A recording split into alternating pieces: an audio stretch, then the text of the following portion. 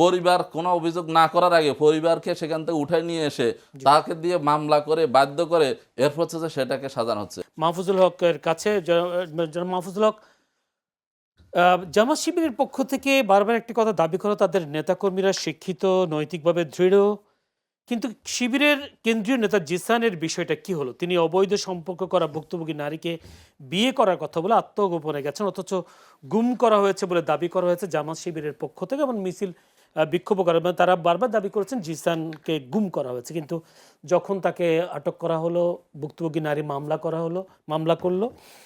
এখন আসলে বিষয়টা কি হলো আসলে? জিসান কি বিয়ের প্রলোভন দেখিয়ে দর্শন করেছে এবং বিয়ে না করার ভয়ে আত্মগোপনে গিয়েছিলেন? জি, আপনাকে ধন্যবাদ। আমি এই আলোচনা আসতেছি, আসার আগে ভাইয়ের কয়েকটা বিষয় একটু আলোচনা আমি কিন্তু মাহফুজ ভাইয়ের কথাগুলোর উত্তর দিতে সময় পাইনি। কথাগুলোকে বলি। ভাই বলছেন যে জামাত এনসিপি এই সরকারকে কোনো ধরনের সহযোগিতা করছে না। মানে আসলে রাশেদ ভাইরা, আমি তো প্রথম বললাম না, মানে হচ্ছে যে আপনি ভালো কাজ যদি স্বীকৃতি না দেন, যা কোনো দেশে ভালো ভালো মানুষকে যদি আপনি সম্মান না করেন, তাহলে সেখানে ভালো মানুষের জন্ম হয় না। ভালো কাজের স্বীকৃতি না দিলে মানুষ ভালো কাজ করার উৎসাহ পায় না।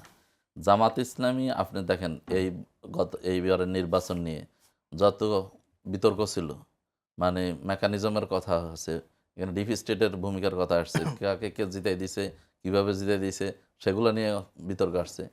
সব কিছু সত্ত্বেও জামাত বলছে যে আমরা এই বিতর্কিত নির্বাচন, এই যে কারচুপির নির্বাচন, এই সব কিছু সত্ত্বেও দেশের স্বার্থে, জাতির স্বার্থে, একটা স্থিতিশীলতার স্বার্থে আমরা সংসদে যাচ্ছি, আমরা শপথ নিচ্ছি, আমরা সরকারকে ভালো কাজে সহযোগিতা করব এবং খারাপ কাজে আমরা সেটা বা তাদের ভুল ত্রুটি আমরা সেটা ধরিয়ে দেব। এবং জামাত ইসলামী আপনি দেখেন বাংলাদেশের রাজনৈতিক কালচারটা কি? বাংলাদেশের রাজনৈতিক কালচার হচ্ছে যে নির্বাচনের পরে এই কারচুপি এবং এই বিতর্কের বিষয়গুলো নিয়ে এসে এরপর যে সংসদ বয়কট, শপথ না নেওয়া, শেষ দিন গিয়ে 90 দিনের মাথায় শেষ মুহূর্তে গিয়ে শপথ নেওয়া, এবং হচ্ছে জ্বালাও পোড়াও, হরতাল, অবরোধ, ধর্মঘট, এগুলো হচ্ছে যে বিরোধী দলের রাজনীতি। যদি এগুলো করতো তাহলে ভাইয়ের বাসায় হয়তো জামাত ইসলামী বিরোধী দল হয়ে উঠতে পারতো। কিন্তু জামাত ইসলামী যেহেতু হরতাল, অবরোধ, জ্বালাও পোড়াও, সংসদ বয়কট সেগুলো না করে সংসদ কাছে কার্যকর করছে, আছে আপনি দেখবেন যে একদম গ্রামের একদম রিক্সাওয়ালাও আছে সংসদ দেখতেছে, তারেক রহমান কি বলতেছে, ডক্টর শফিকুর রহমান কি বলতেছে, বিভিন্ন নেতৃবৃন্দ কি বলতেছে, তাদের বক্তব্য মানুষের মুখে মুখে আলোচনা হচ্ছে। বাংলাদেশে মানে 17 না 18-20 বছরের ইতিহাসে এরকম ভাবে সংসদ কখনো কার্যকর হয় না। জামাত ইসলামী সেই জায়গায় নিয়ে গেছে। জামাত ইসলামী বিকল্প প্রস্তাব দিচ্ছে, সমস্যা সমাধানে সরকারের পাশে দাঁড়াচ্ছে, জামাত ইসলামী সরকারের ভুলগুলো তুলে ধরতেছে, জামাত ইসলামী বিকল্প বাজেট দিচ্ছে, সেই বাজেট বাস্তবায়নের ধরে দিচ্ছে বাংলাদেশের শিক্ষা খাত, বাংলাদেশের গবেষণা, বাংলা এবং বাজেটের আপনি যে চলমান যে পদ্ধতি, মানে হচ্ছে যুগ যুগ ধরে চলে আসতেছে ফিসক্যাল ইয়ার, যে জুলাই থেকে জুন, এবং সেখানে বর্ষাকাল থাকে, অধিকাংশ যে যখন আপনার আমাদের হাতিয়ার নদী ভাঙ্গন কবলিত এলাকা, দেখা গেল যে ওখানে যাই মানে বরাদ্দ হয়েছে, সেটা নদীতে কিছু বস্তা ফেলে দিয়ে ওই বিল করে ফেলছে। তাহলে সেই জায়গাগুলোকে পরিবর্তন করে আপনার হচ্ছে জানুয়ারি থেকে ডিসেম্বর ফিসক্যাল ইয়ার করার জন্য প্রস্তাব দিয়েছে জামাত ইসলামী।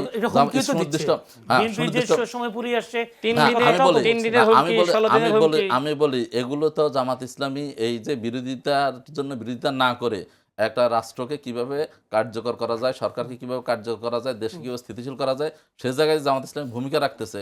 বাইরা এগুলো চোখে দেখেন না, বাইরা সবসময় হচ্ছে যে মানে অপরাজনীতি যদি জামাত ইসলামী করতো তাহলে সেটাকে তারা হয়তো আরেকটা হচ্ছে অথবা যদি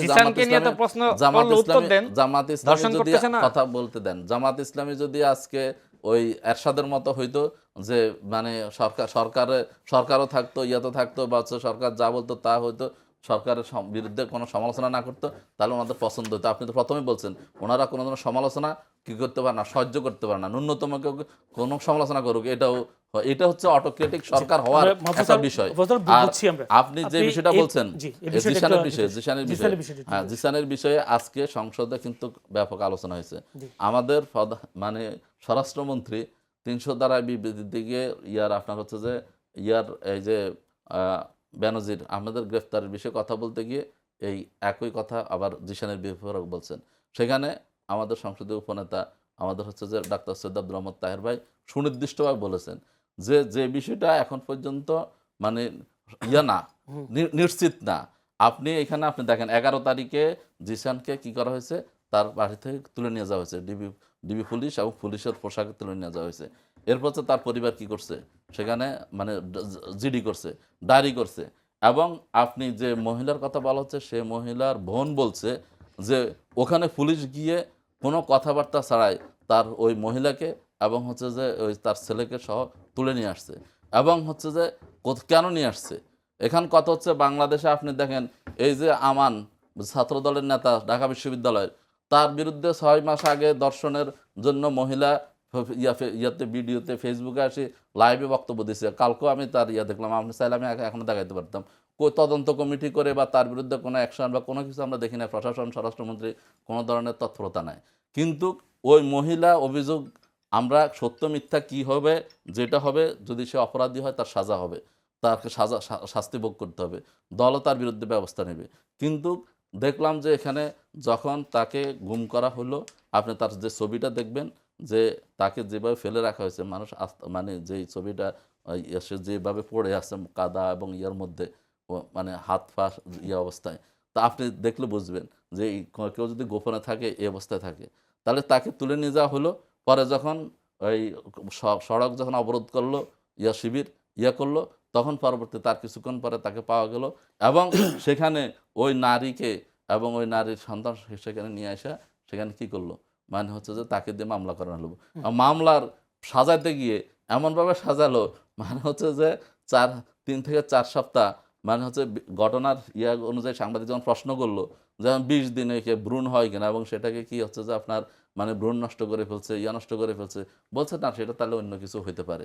এবং সেখানে যখন সাংবাদিকদের প্রশ্নের যে কেন আপনি পরিবারের সদস্যদেরকে উঠে নিয়ে আসলেন, বা তাকে কেন আজকে জনগণের সাথে পরিবারের সাথে দেখা করতে দিচ্ছেন না, কথা বলতে দিচ্ছেন না, যদি সে সুস্থ থাকে তাকে কেন কথা বলতে দিচ্ছেন না, তখন তিনি কোনো প্রশ্ন উত্তর না দিয়ে তাড়াতাড়ি ষড়যন্ত্র। এই তো আমি মনে করি, আমি বলবো না যে সে হচ্ছে যে একদম নির্দোষ তুলসী পাতা, যদি তার কোনো অপরাধ থাকে সেটা অবশ্যই আইনের আওতায় আসবে, বিচার হবে।